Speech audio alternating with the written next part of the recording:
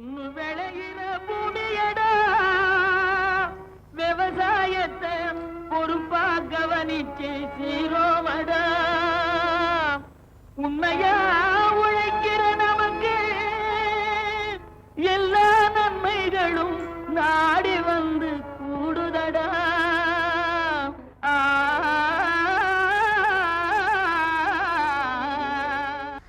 மாத்தி யோசிச்சேங்க பகுதியில் தினமும் வேளாண்மையில் பல்வேறு வகைப்பட்ட விவசாயம் செய்யும் முன்னோடி விவசாயிகள் மற்றும் திட்ட பயனாளிகளை சந்தித்து அவர்களின் அனுபவங்களை உங்களுக்கு தருகிறோம். அந்த வகையில் இன்று கோழி குஞ்சுகளை எவ்வாறு பொரிப்பானில் பாதுகாப்பது என்பது குறித்து திரு மல்லூர் மனோகரன் அவர்களிடம் கேட்டபோது, வணக்கம் நேயர்களே, இன்றைய நிகழ்ச்சியில் சிறு விவசாயிகளுக்கான குஞ்சு பொரிப்பான் அதாவது இன்குபேட்டர் பற்றி நமக்கு விளக்கம் அளிக்கிறார் மல்லூர் திரு மனோகரன் அவர்கள். முதல்ல நம்ம கோழியிலேருந்து முட்டையை கோழியில் அடை வச்சு நம்ம பறிச்சிட்டு இருந்தோம். இப்போ அதை அறிவியல் பூர்வமாக நம்ம கோழி முட்டையிலேருந்து குஞ்சுகளை எடுக்கிறதுக்கு இன்குபேட்டர் அப்படின்னு சொல்லிட்டு குஞ்சு பொரிப்பான் அப்படிங்கிறத இப்போ நம்ம பயன்படுத்த ஆரம்பிச்சிருக்கிறோம். இந்த குஞ்சு பொரிப்பான் கிட்டத்தட்ட ஒரு 90 முட்டையிலேருந்து லட்சக்கணக்கான முட்டைகள் வரைக்கும் பொரிக்கிற அளவில் இன்குபேட்டர் குஞ்சு பொரிப்பான் இப்போ தற்காலத்தில் நடைமுறையில் இருந்துகிட்ருக்கு. இப்போ இங்கே நம்ம இதில் இருக்கிறது ஒரு 600 முட்டைக்கான ஒரு குஞ்சு பொரிப்பானும் 90 முட்டைக்கான ஒரு குஞ்சு பொரிப்பானும் இங்கே இருக்குது. இதில் 600 முட்டைக்கு இருக்கிறது ஆட்டோமேட்டிக். அதே மாதிரி எல்லா குஞ்சு பொரிப்பானுமே இப்போ தானியங்கி குஞ்சு பொரிப்பானாக இப்போ பண்ணிகிட்ருக்குறோம் நாங்கள். இப்போ இதில் 600 முட்டை அப்படிங்கும்போது பார்த்திங்கன்னா இதில் ரெண்டும் இதில் குஞ்சு பொரிப்பான் அப்படிங்கிறது செட்டர் அப்படின்னு ஒரு பகுதி தனியாகவும் ஹேச்சர் அப்படிங்கிறது இன்னொரு பகுதி தனியாகவும் 2 விதமாக இங்கே செயல்படுற மாதிரி இருக்குது. இதில் செட்டரில் முதல் 18 நாள் முட்டையை நம்ம செட்டரில் வைப்போம்.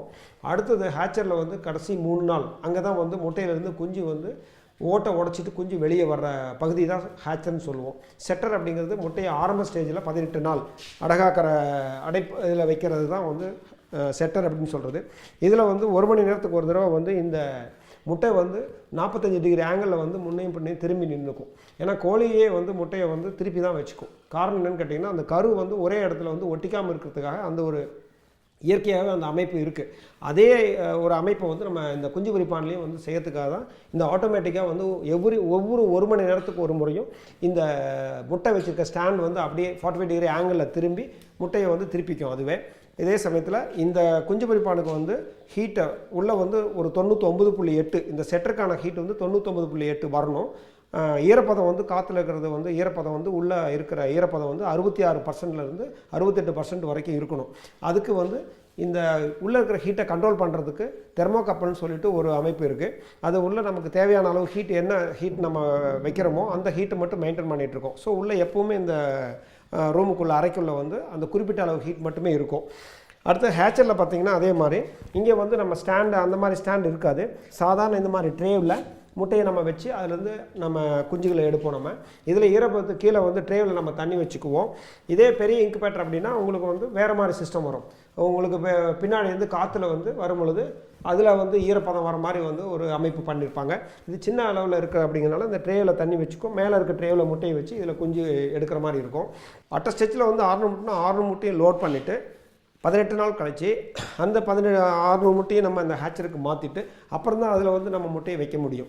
பட் இப்போ நாங்கள் புதுசாக பண்ணியிருக்கிறது பார்த்திங்கன்னா ஒரு 90 முட்டைக்கான ஒரு கெப்பாசிட்டி பண்ணியிருக்கிறோம்.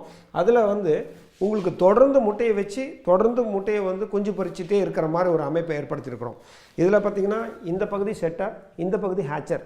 இதில் குஞ்சு பொரிக்கிற இடம், இது முட்டை அடகாக்கிற இடம். இதில் பார்த்திங்கன்னா 3 ட்ரே இருக்குது. 3 ட்ரேயில் மொத்தம் 90 முட்டை வைக்கலாம். முதல் வாரம் 30 முட்டையை ஒரு ட்ரேவில் மட்டும் கீழ்ப்பகுதியில் வச்சிட்டிங்க அப்படின்னா அடுத்த வாரம் 7 நாள் கழித்து மீண்டும் ஒரு 30 முட்டை, அதுக்கு அடுத்த 7 நாள் கழித்து இன்னொரு 30 முட்டை அப்படி வைக்கும் பொழுது கீழே இருக்கிற முட்டையில் ட்ரேவில் வச்ச முட்டை 18 நாள் முடிஞ்சிடும். முடிஞ்ச உடனே ஹேச்சருக்கு தனியாக வந்துடும்.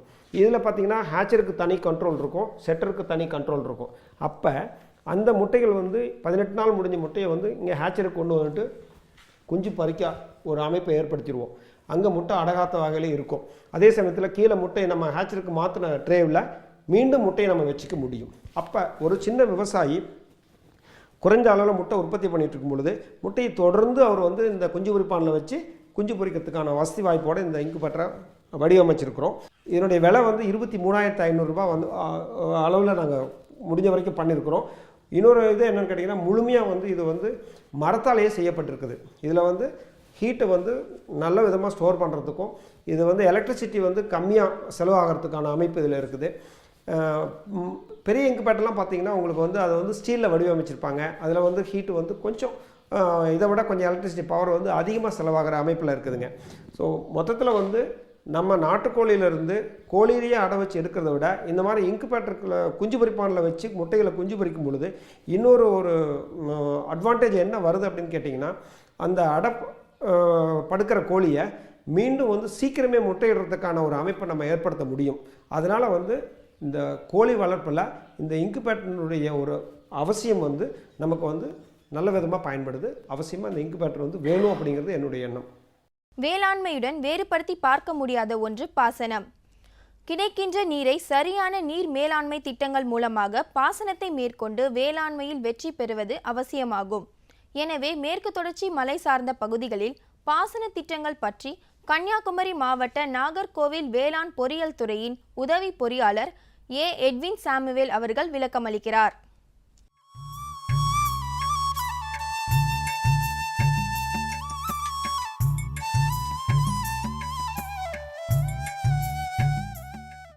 இந்த மேற்கு தொடர்ச்சி மலை வந்து இந்தியாவுடைய புவியியல் அமைப்பில் வந்து ஒரு முக்கியத்துவம் வாய்ந்தது, ஒரு தனி சிறப்பு வாய்ந்தது. எப்படின்னு கேட்டிங்கன்னா, இது வந்து இந்த மலைத்தொடர் வந்து தமிழகத்தில் கன்னியாகுமரி மாவட்டத்தில் ஆரம்பித்து 1600 கிலோமீட்டர் பயணம் செய்து மகாராஷ்டிரா மாநிலத்தில் இது முடிவடைகிறது. இது வந்து கிட்டத்தட்ட நம்முடைய இந்தியாவுடைய மலை பிரதேசத்தில் 8.82% வந்து உள்ளடக்கி இருக்கிறது. இந்த மலைத்தொடர் வந்து உள்ளடக்கி இருக்கிறது.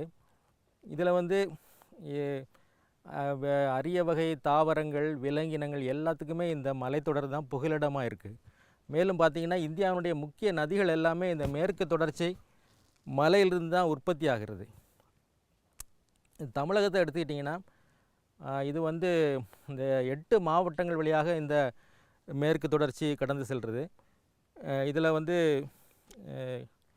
மொத்தம் தமிழகத்தை பொறுத்த வரைக்கும் 21% வந்து மேற்கு தொடர்ச்சி மொத்த நிலப்பரப்பில் 21% மேற்கு தொடர்ச்சி மலைப்பகுதியை உள்ளடக்கியிருக்கு. குறிப்பாக நம்ம கன்னியாகுமரி மாவட்டத்தை எடுத்துக்கிட்டிங்கன்னா, 4 தாலுகாவுமே மேற்கு தொடர்ச்சி மலைப்பகுதியாக அறிவிக்கப்பட்டிருக்கிறது. இந்த மாவட்டத்தை பொறுத்த வரைக்கும் வந்து ஒரு 2 பருவமழையும் இந்த மாவட்டத்துக்கு கிடைக்குது. அதனால் வந்து இது மற்ற மாவட்டங்களை கம்பேர் பண்ணும்போது இது ஒரு தனி சிறப்பு இந்த மாவட்டத்துக்கு உண்டு. சுற்றுச்சூழலை பாதுகாக்கணும், மறுசீரமைக்கணும் அப்படிங்கிற நோக்கத்தினால தான் இந்த மேற்கு தொடர்ச்சி மலை அபிவிருத்தி திட்டம் வந்து மத்திய அரசினுடைய நிதியுதவியோட 74-75 இந்த திட்டம் ஆரம்பிக்கப்பட்டது. இந்த கன்னியாகுமரி மாவட்டத்தில் இந்த திட்டம் 1990-91 முதல் இந்த துறையின் மூலமாக செயல்படுத்தப்பட்டு வருகிறது. இதில் குறிப்பாக பார்த்தீங்கன்னா, இது எல்லா துறைகளுடைய பங்களிப்போடும் இந்த திட்டம் செயல்படுத்தப்படுகிறது. அதாவது குறிப்பாக வனத்துறை, தோட்டக்கலைத்துறை, மீன்வளத்துறை, இப்படி நிறைய துறைகள் வந்து இதில் பங்கெடுக்கிறாங்க. குறிப்பாக இந்த வேளாண்மை துறை, பொறியியல் துறையினுடைய பங்கு வந்து இதில் முக்கிய பங்கு வகிக்கிறது. ஏன்னு கேட்டிங்கன்னா, மேற்கு தொடர்ச்சி மலையினுடைய சுற்றுச்சூழலுக்கு பல அச்சுறுத்தல்கள் இருக்கிறது. குறிப்பாக பார்த்திங்கன்னா, இந்த மண் அரிமானம், அதாவது இயற்கை சீரழிவு, இது வந்து ஒரு முக்கியமான ஒரு அச்சுறுத்தலாக இருக்குது. இதை வந்து நம்ம இதிலிருந்து, இந்த அச்சுறுத்தலிருந்து இந்த அரிய வகை இந்த மண்ணை பாதுகாக்கிறதுக்கு தான் இந்த வேளாண்மை பொறியியல் துறை இந்த துறையின் மூலமாக மண்வள பாதுகாப்பு திட்டத்தை செயல்படுத்தி வருகிறது.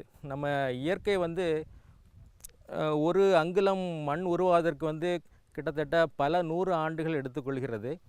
ஆனால் வந்து ஒரு மழையில் பார்த்திங்கன்னா எல்லாம் அந்த மேல் மண் அவ்வளோ அடிச்சிட்டு போயிடுது. நம்ம இந்தியாவை பொறுத்த வரைக்கும் சராசரியாக எனக்கு கணக்கிட்டிருக்காங்க, ஒரு வருஷத்துக்கு ஒரு 16 டன், ஒரு ஹெக்டேருக்கு 16 டன் வந்து மண் அரிமானத்தினால இழந்துட்டு வர்றதாக ஒரு அந்த மத்திய அரசினுடைய ஒரு நிறுவனம் கணக்கிட்டிருக்காங்க.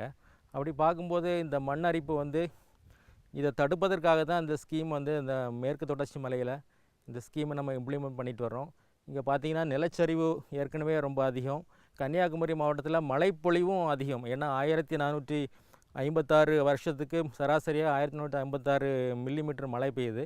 ஸோ மழை அதிகமாக இருக்குது, நிலச்சரிவும் அதிகமாக இருக்கிறதுனால மண் அரிமானமும் அதிகமாக இருக்குது. ஸோ இதை வந்து நம்ம தடுப்பதற்காகத்தான் இந்த நிலச்சரிவு, மழை பொழிவு, மண்ணினுடைய தன்மை, வகை இவையெல்லாம் பொறுத்து பல்வேறு மண்வள பாதுகாப்பு பணிகளை நம்ம திட்டமிட்டு நம்ம நீர்வழி பகுதி அடிப்படையில் நம்ம செயல்படுத்திட்டு வரோம். இதில் பார்த்திங்கன்னா இப்போ இந்த பணிகள் வந்து இந்த நம்ம கன்னியாகுமரி மாவட்டத்தை பொறுத்த வரைக்கும் இதில் இந்த சம உயர கற்சுவர்கள் அப்படிங்கிற பணியை தான் இந்த இடத்துல நம்ம செயல்படுத்திகிட்ருக்கோம். நிலச்சரிவு அதிகம் உள்ள இடங்களில், மண் ஆழம் அதிகம் இல்லாத இடங்களில், அதே மாதிரி இந்த கற்கள் அதிகமாக இருக்கிற இடங்களில் இந்த பணியை நம்ம செயல்படுத்துகிறோம். இது அங்கே இருக்கிற கல்லையே எடுத்து நம்ம இந்த மாதிரி அந்த சம உயரத்தில் இந்த கற்களாக சுவர்களாக அடுக்கி வைக்கிறதுனால இந்த மழை ஓடுகின்ற மழை நீரான தடுக்கப்படுகிறது. அப்போது என்ன ஆகுதுன்னா, மழை நீர் அந்த மண் அரிமானம் தடுக்கப்படுகிறது. அதே போல் இந்த இந்த ஈரப்பதமும் அந்த மழை நீர் அங்கங்கே தேங்கிறதுனால இந்த ஈரப்பதமும் காக்கப்படுகிறது. இதில் என்ன ஆகுதுன்னா, இதனால் மரங்களுக்கு வந்து இந்த ஈரப்பதம் தொடர்ந்து கிடைப்பதுனால அதனுடைய உற்பத்தி திறனும், அதாவது ப்ரொடக்டிவிட்டியும் ஜாஸ்தி ஆகுது, அவங்க ஈல்டும் அதிகமாக கிடைக்குது. ஸோ அதனால் இந்த இடங்களில் வந்து நம்ம கற்சுவர் வந்து நம்ம கெட்டுறதுக்கு முன்னால் இங்கே வந்து இவங்க அந்த ரப்பர் கன்றுகள் நடலை. இந்த பணியை செயல்படுத்தின பின்பு இந்த கன்றுகளை நட்டு அவங்க பயனடைஞ்சிருக்காங்க. அது போக வரிசையாக கீழ்நிலை, மேல்நிலை, கீழே கம்பி வலை தடுப்பணைகள் அப்படி வரிசையாக கட்டியிருக்கிறோம். அதுபோல் இந்த திட்டத்தின் மூலமாக வேலை வாய்ப்புகளும் நிறைய பேருக்கு கிடைக்குது. இந்த பணிகளை நான் ஏற்கனவே சொன்னது போல் இது மத்திய அரசு வந்து 90%, அதாவது அவங்க கொடுக்குறாங்க, இலவசமாக கொடுக்குறாங்க. 10% வந்து மாநில அரசு பங்களிப்பாக கொடுக்குறாங்க.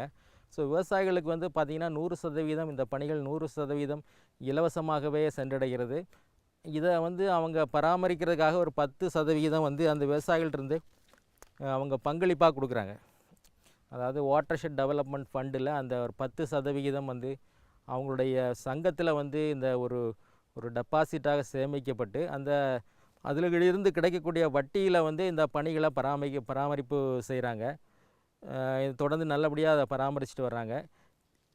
இந்த திட்டம் அப்படியே இது வரைக்கும் கிட்டத்தட்ட நாங்கள் இந்த துறையிலேருந்து அந்த 2001-2லேருந்து 33 சிறிய நீர்வடி மைக்ரோ வாட்டர்ஷெட்ஸ் வடிப்பகுதி வந்து நம்ம பணிகளை நிறைவு செஞ்சுருக்கோம். கிட்டத்தட்ட 7500 ஹெக்டேர் நிலப்பரப்பில் இந்த பணிகள்லாம் முடிச்சுட்டு வந்திருக்கிறோம். கிட்டத்தட்ட ஒரு 9 விவசாய சங்கங்கள் உருவாக்கப்பட்டு அதை நல்ல முறையில் இந்த பணிகளெல்லாம் பராமரிச்சுட்டு வராங்க. இந்த வருஷமும் பார்த்திங்கன்னா இந்த மாதிரி இந்த பெருஞ்சாணி அணையினுடைய இதனுடைய நீர் பிடிப்பு பகுதியில் காஷ்மீர் ஏரியாவில் நாங்கள் சில நீர்வடி பகுதியெல்லாம் தேர்வு செய்து கடந்த 3 வருஷமாக செஞ்சுட்டு வரோம். இந்த வருஷம் வந்து ஒரு 417 மண்வள பாதுகாப்பு பணிகள் தேர்வு செய்யப்பட்டு அரசினால் அங்கீகாரம் அளிக்கப்பட்டு 94.94 லட்சம் செலவில் இந்த பணிகளை மேற்கொள்ளப்பட்டு வருகிறது. என்ன நேயர்களே, நிகழ்ச்சியை பார்த்திருப்பீங்க. இந்த நிகழ்ச்சியில் இடம்பெற்ற தகவல்கள் எல்லாமே உங்களுக்கு ரொம்பவே பயனுள்ளதாக இருந்திருக்கும்னு நம்புகிறோம். உங்களது விமர்சனங்களும் கருத்துக்களும் வரவேற்கப்படுகின்றன. எங்களது மின்னஞ்சல் முகவரி ddagri05chennai@gmail.com. நன்றி, வணக்கம்.